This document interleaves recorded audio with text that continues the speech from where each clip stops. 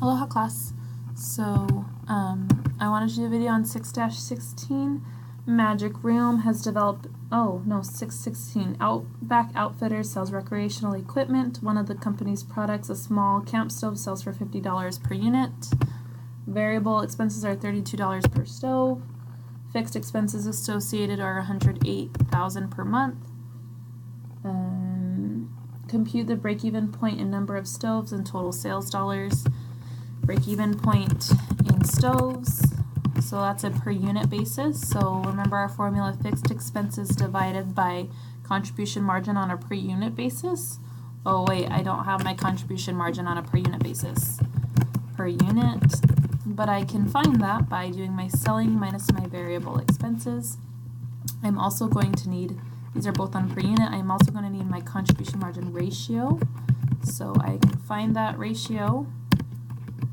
$18 divided by 50, 36%, 32 divided by 50, right? And we could double check that. 100% minus 64,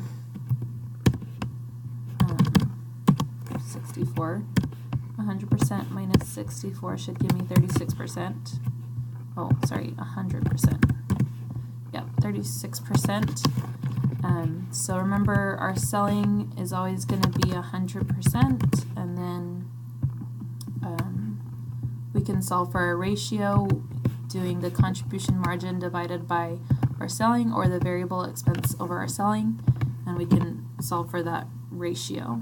So break-even point in stoves, again, is our fixed expenses divided by my contribution on a per unit basis. So this would be 6,000 stoves, so not necessarily a dollar amount.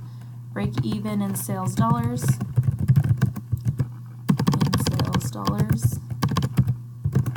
Would be fixed expenses divided by the ratio. And so I would need to sell $300,000 and 6,000, which would be the same as 6,000 stoves in order to break even. And we can do that proof. Right, the selling times it by the units, the variable expenses times it by the units, and we could minus that to get our contribution margin. So this would be sales total and variable expenses total, contribution margin total. Fixed expenses was that $108,000 per month, and it does look like they're breaking even. So that proof did work out fine.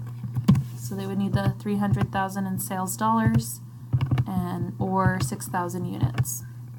Okay, so moving on, if the variable expenses per stove increased as a percentage of the selling price, will it result in a higher or lower break-even point? So we're saying, what if this were to increase while everything else remains constant? So they're saying this is going to remain the same and this is going to remain the same. So say it went up to 35. What happens to our break-even point? It increases, right? And so it would definitely increase because you have a smaller contribution margin to cover fixed expenses. So the higher this variable expense increases, the lower our contribution margin, the lower our denominator, which means the higher our break-even point. So we just have less to go around, or less contribution margin to cover fixed expenses, right? And we could say, what happens if variable expenses decrease? So they were 32 normally. What if they went to 28, right? Now we can sell less stoves and break even. As opposed to the 6,000, now I can sell less than 5,000 and still break even. So the higher our contribution margin, the lower our break-even point, or the lower our contribution margin, the higher our break-even point.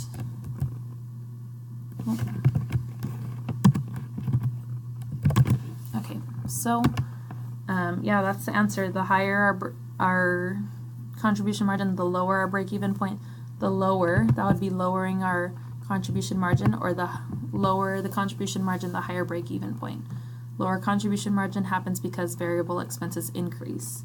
The more variable expenses we have, the higher our break-even point will be. At present, the company's selling 8,000 stoves, so currently we're selling 8,000. Maybe we can use this format here. We're currently selling 8,000. Let's see if this works. Oh, no.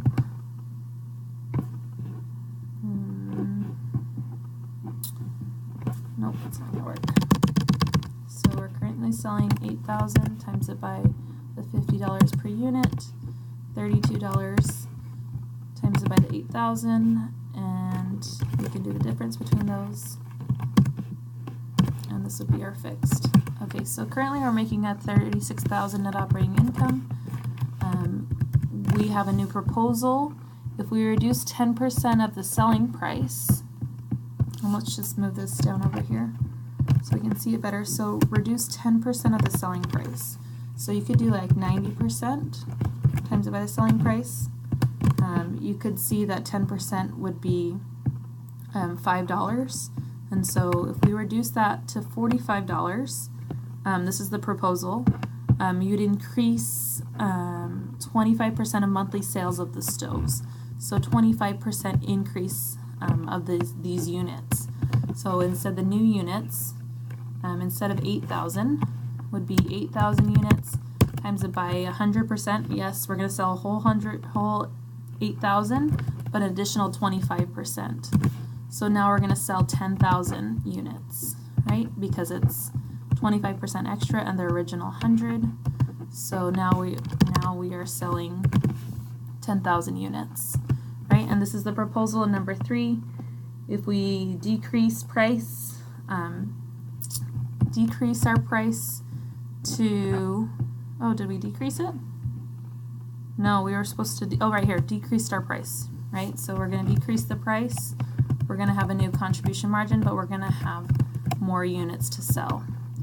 So selling will now be 45, variable should be kept the same, and now we have a new contribution margin per unit. Total sales, now we have $10,000, 10,000 units.